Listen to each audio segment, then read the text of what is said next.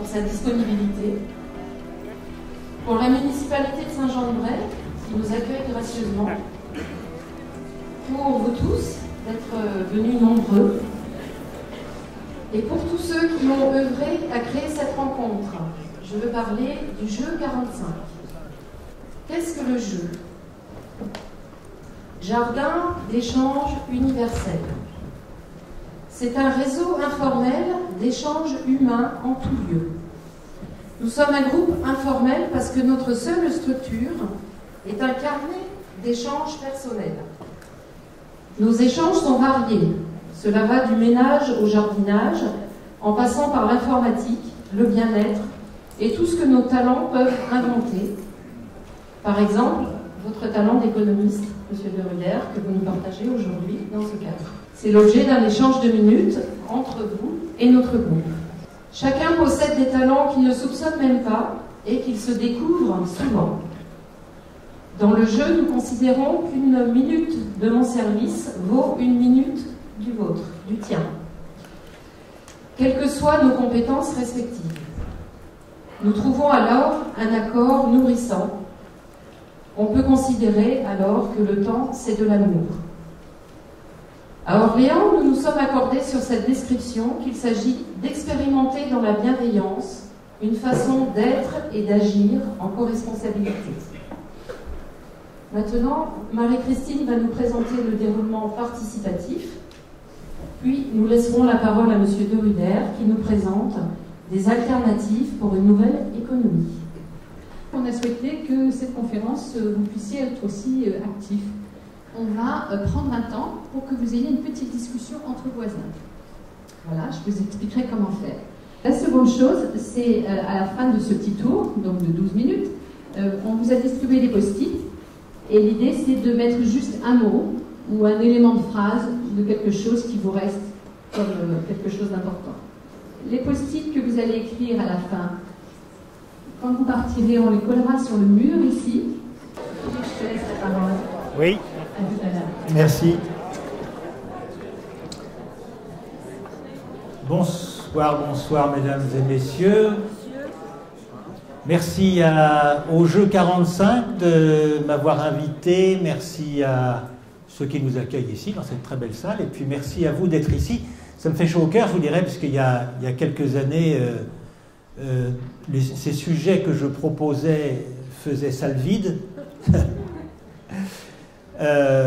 C'est sûr que l'argent ne préoccupait pas trop nos réflexions à l'époque. J'avais comme objectif, il y a une quinzaine d'années, de me dire, je voudrais qu'un jour, au moins, que le sujet de la monnaie devienne un sujet de société mis sur la place publique. Ben, ça, au moins, cette étape est réalisée. Donc, voilà, j'ai fait ce que je devais faire dans ma vie. Et content de voir qu'aujourd'hui, justement, ça suscite de l'intérêt, de la réflexion, et qu'il y a quand même plein de choses qui se font à ce sujet. Sur le sujet, j'ai découvert que c'était d'un côté un piège, le piège dans lequel on est enfermé actuellement, puis ça, vous le savez, maintenant on a ça en cinémascope depuis 2008, on voit tous les désordres financiers, monétaires, les corruptions, ce jeu de casino absolument absurde qui se joue dans le monde, donc les dérives absolument terribles, de voir combien on est devenu asservi par l'argent, par le monde de la finance. Et en même temps, bonne nouvelle, c'est une clé. C'est une véritable clé de libération. Et deuxième bonne nouvelle, si on le voulait vraiment, dans un claquement de doigts, on pourrait véritablement réaliser les conditions de vie épanouissantes et respectueuses de notre environnement en 10 ans sur la planète, si on le voulait. Il n'y a aucun obstacle physique, matériel, extérieur. Le seul obstacle à franchir, c'est un obstacle mental. Ça, c'est la mauvaise nouvelle, parce que c'est souvent celui qui est le plus difficile à faire changer. Plus facile de faire changer l'extérieur que de faire changer notre esprit. Mais bon, voilà. Tout ce potentiel est là, cette clé est là. Et c'est ça que j'ai eu envie, justement, de partager de plus en plus. Et c'est pour ça que je viens, et puis je suis heureux de voir que je suis invité, et puis je suis heureux de voir que l'intérêt que ça peut susciter maintenant.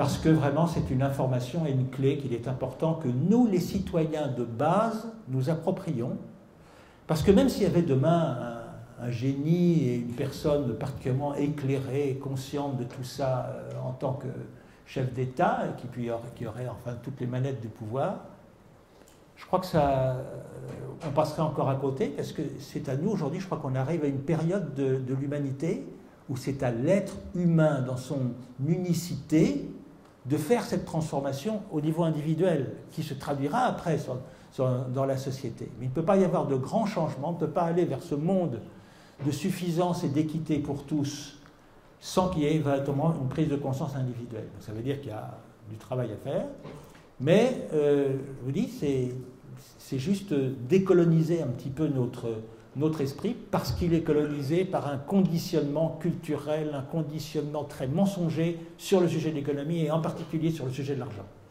Et donc pour faire une histoire courte, j'ai donc préparé pour cette soirée donc deux temps dans notre rencontre. Un premier temps qui va regarder la question de la monnaie dans sa généralité pour essayer pour permettre de comprendre là où on dérive, la mauvaise représentation que l'on a de la monnaie. Donc cette représentation fait qu'on est prisonnier de cette représentation et que sans le savoir, on alimente le système qui nous broie.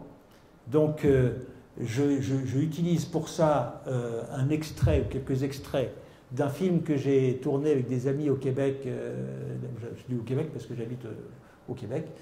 Donc on a tourné ça ensemble au Québec l'année dernière. C'est un film qui est destiné justement à pouvoir favoriser une large diffusion pour permettre à tous ceux qui le souhaitent de pouvoir avoir au moins une information. Je ne dis pas que je suis dépositaire de la vérité, mais je partage ce que j'ai pu comprendre des choses, et je crois qu'il y a quand même véritablement des choses absolument considérables qui sont véritablement des clés de transformation.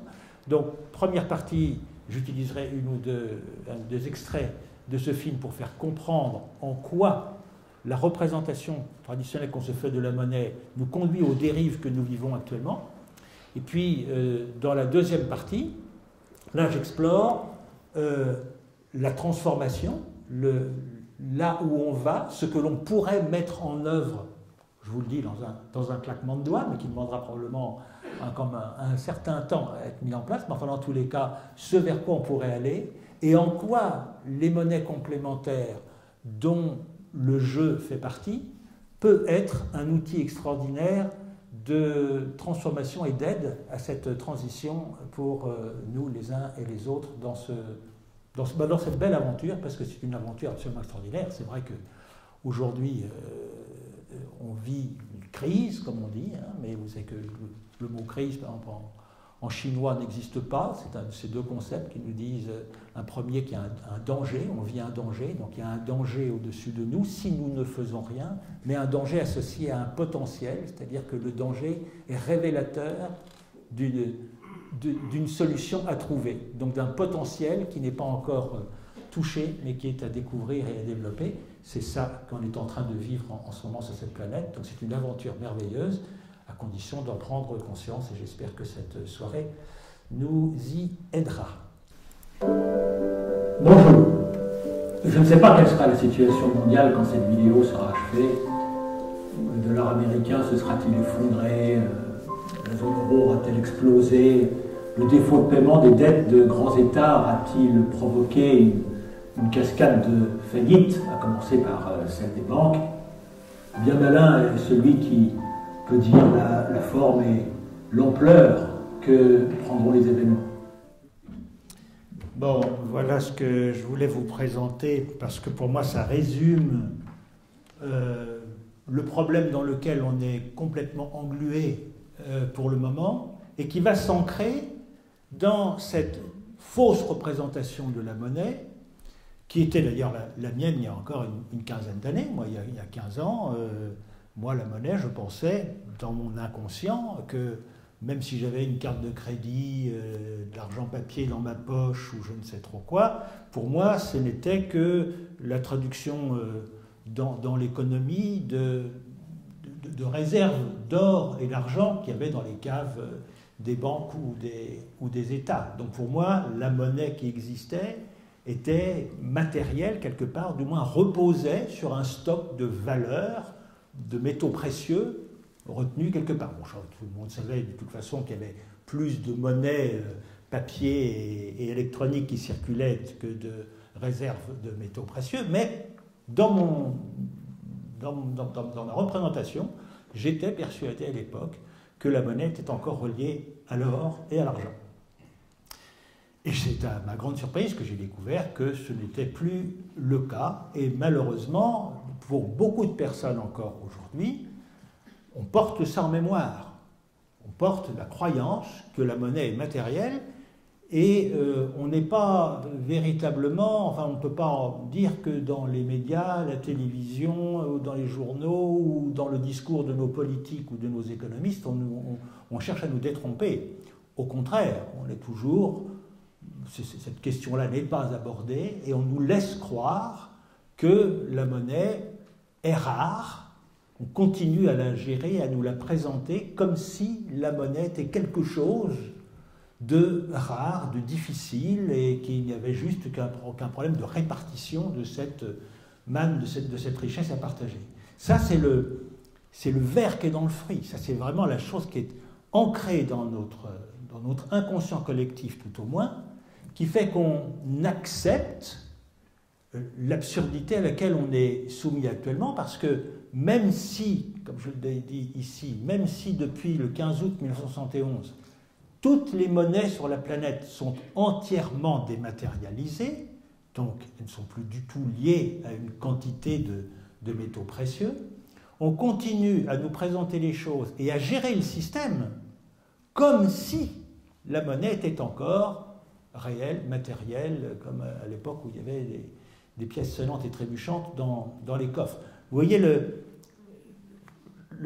la grande différence que ça fait. Quand une monnaie est matérielle, ben voilà, vous avez un coffre, vous avez des pièces dedans, et puis c'est la quantité de monnaie qui détermine ce que vous pouvez faire. Quand le coffre est vide, il faut aller chercher des sous là où ils sont, donc soit avoir des mines, soit aller faire la guerre à nos voisins puis leur piquer leurs économies, soit emprunter cet argent, soit la monnaie, à ceux qui en ont. Et c'est donc sur ce principe qu'on est aujourd'hui endetté, et qu'on a des dettes publiques, et qu'on continue à aller emprunter l'argent à ceux qui en ont. Donc on reste véritablement dans la même logique que l'époque où la monnaie était matérielle.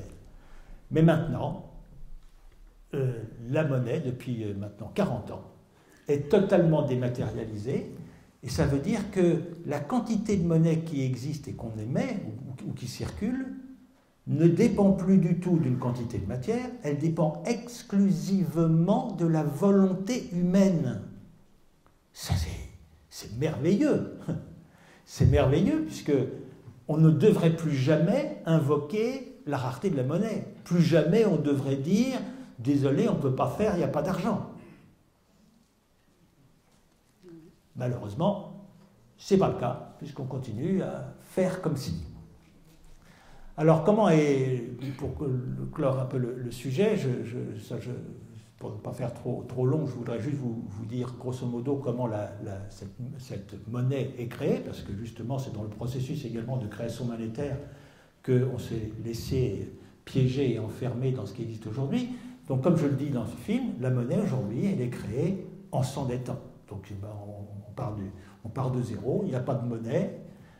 Comment on fait? Toc, toc, toc, monsieur le banquier, voilà, je voudrais construire une maison, j'ai besoin de 150 000 euros, donc le banquier va regarder notre situation, qu'est-ce qu'on a comme revenu, est-ce qu'il pense qu'on a la capacité de rembourser le capital et les intérêts, et puis en admettant que ce soit le cas, eh bien, il va faire une opération comptable.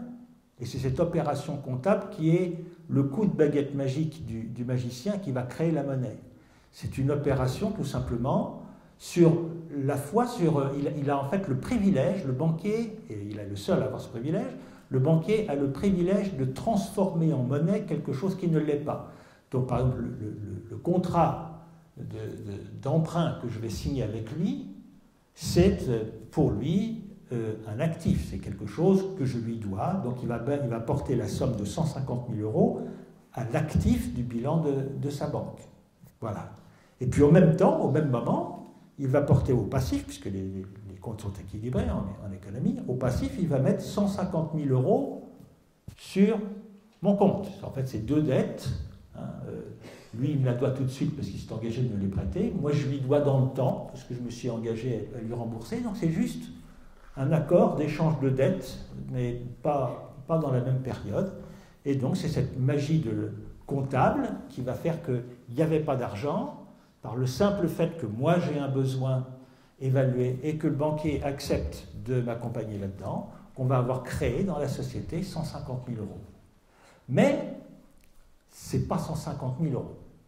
Parce que vous avez vu que dans ce film, le piège dans lequel on est enfermé, c'est qu'on donne le même nom, la même appellation à deux instruments de paiement, mais qui sont différents. Il y a la vraie monnaie, donc l'équivalent de l'or autrefois, qui est la monnaie centrale, donc émise par la banque centrale. Donc ça, c'est la vraie monnaie. Encore une fois, comme je le dis dans le film, elle n'est vraie que par décision humaine. Et puis, cette promesse de monnaie, parce que les 150 000 euros qu'il a mis sur mon compte, en fin de compte, c'est juste un moyen de paiement des euros que la banque s'engage à me fournir sous forme de monnaie centrale si je lui demande et quand je lui demanderai. Pour le moment, c'est une simple écriture qui n'a rien coûté à la banque. Il a fait sortir à partir de rien 150 000 euros. Bon, puis à partir de 150 000 euros, je vais faire construire, je vais payer l'architecte par exemple. Bon, l'architecte il me demande 8 000 euros. Bon. Je vais faire un chèque à mon architecte de 8 000 euros. Et cet architecte, par hasard, est à la même banque que moi. Qu'est-ce que fait la banque? Elle débite mon compte de 8 000 euros, il n'en reste plus que 142 000 sur mon compte, et il crédite le compte de l'architecte de 8 000 euros. Pour la banque, juste une écriture. Ça ne lui a rien coûté, ce n'est toujours pas de l'argent. En fin de compte, comme je dis dans le film, on a pris un sac vide qu'on a mis sur le compte de l'autre. On n'a que des sacs vides que la banque s'engage à remplir si on lui demande et quand on lui demandera. Et puis voilà que mon architecte, lui, s'achète ou achète à un de ses enfants une voiture d'occasion pour 5 000 euros. Il va payer le garagiste, mais le garagiste, lui, il est dans une autre banque, il est dans une autre enseigne bancaire. Et donc il va faire un chèque de 5 000 euros qu'il va déposer, qu'il va remettre au garagiste en question, puis ce garagiste va déposer son chèque à la banque, et là la banque du garagiste, lui, il ne veut pas de ça, parce qu'il sait très bien que c'est un sac vide. Lui, ce qu'il veut, c'est qu'on remplisse le sac vide avec des euros de la banque centrale. Et c'est là que les choses commencent à devenir plus compliquées dans le système, parce qu'en fin de compte, tant que les choses se traduisent à l'intérieur de même enseigne bancaire où ça circule, ça marche, mais tous les jours, bien évidemment, il y a des millions de chèques et d'opérations qui sont effectuées, et les banques vont comparer les soldes qu'elles se doivent. La banque A doit tant à la banque B, puis la banque B doit tant à la banque A, et puis la banque C, puis la banque A, etc. Et tout le monde, ils vont considérer leurs soldes, et ce sont les soldes débiteurs. Si la banque B doit plus d'argent à la banque A, eh bien la banque A va réclamer à la banque B d'être payée, mais cette fois en monnaie centrale, sur son compte à la banque centrale, parce que les banques n'ont pas de compte en banque, elles n'ont qu'un compte à la banque centrale.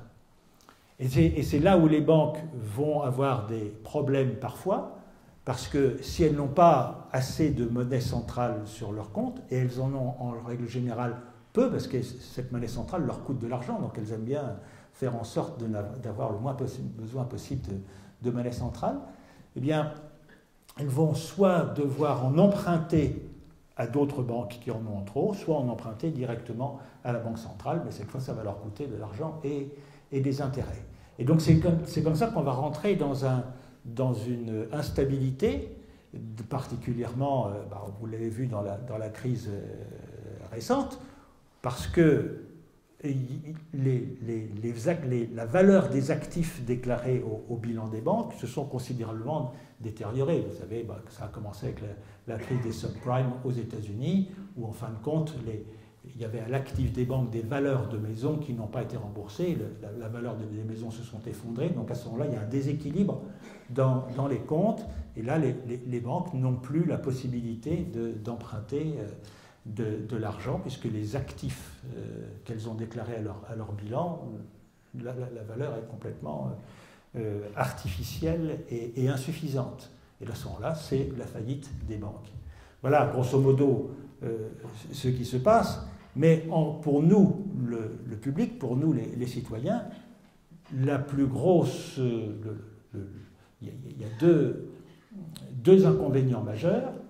Le premier, c'est l'intérêt, parce que la banque nous prête le capital, mais elle ne nous prête pas les intérêts. Quand j'achète ma maison 150 000 euros, à terme, c'est peut-être 220 000, 250 000 que je leur ai payé.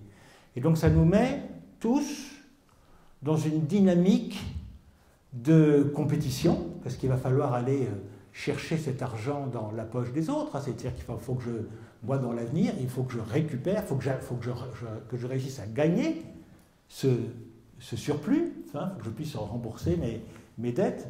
Et donc ça nous met dans une logique de croissance permanente, parce qu'en fin de compte, pour que tous les ans, qu'à chaque échéance, la société soit capable de rembourser le capital et les intérêts, eh bien, on est poussé mécaniquement à emprunter toujours plus. C'est entre autres ce qui se passe pour les dettes publiques de nos États, puisqu'en fin de compte, on rembourse toujours l'échéance en empruntant ce que l'on doit, plus les intérêts que l'on doit dessus. Et donc c'est comme ça que la dette roule, comme on dit, et donc augmente mécaniquement avec le temps.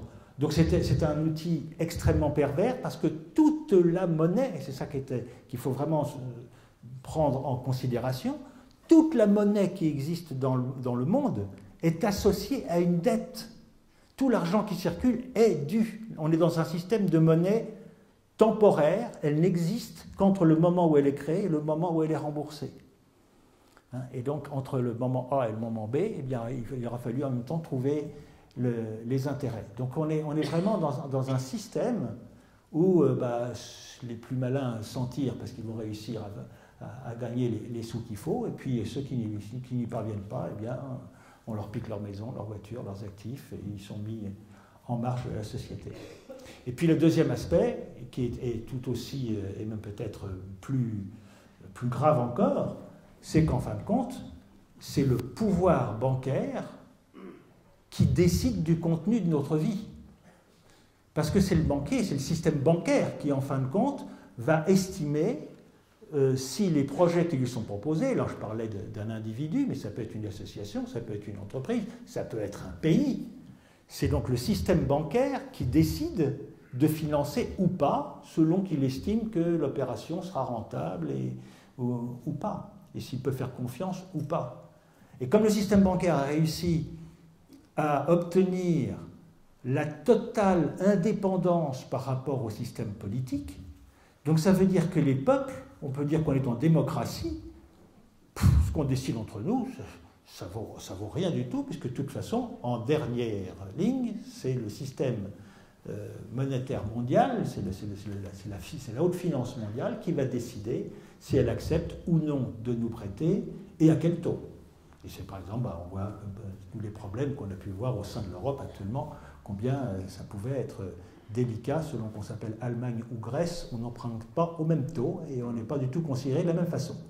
Voilà, donc voilà pour cette première partie. On disait tout à l'heure que c'est pas trop compliqué, c'est un peu compliqué quand même, mais voilà, je veux donc résumer pour bien que vous compreniez que le cœur du problème se loge d'abord dans notre représentation de la monnaie, parce qu'on est conditionné à croire que la monnaie est matérielle alors qu'elle ne l'est pas, et donc que fondamentalement, la monnaie étant maintenant immatérielle, ça ne devrait être qu'une unité de compte, et ce n'est qu'une unité de compte, créée par la volonté humaine. Mais ce pouvoir a été abandonné au système de banque privée, de sorte que, par exemple, si nous représentons ici symboliquement la planète Terre et les peuples de la planète Terre, et qu'il y ait qu'on va prendre 5 personnes dans l'assistance qui représenteraient le système des banques, eh bien ce sont ces 5 personnes qui, en fin de compte, décident pour le reste du monde de ce que tous ces gens peuvent faire ou pas. Donc voilà quelque chose qui est absolument effarant et qui peut expliquer, entre autres, pourquoi nos démocraties sont tellement à la dérive également et pourquoi on est dans un système d'asservissement. Voilà pour cette première partie.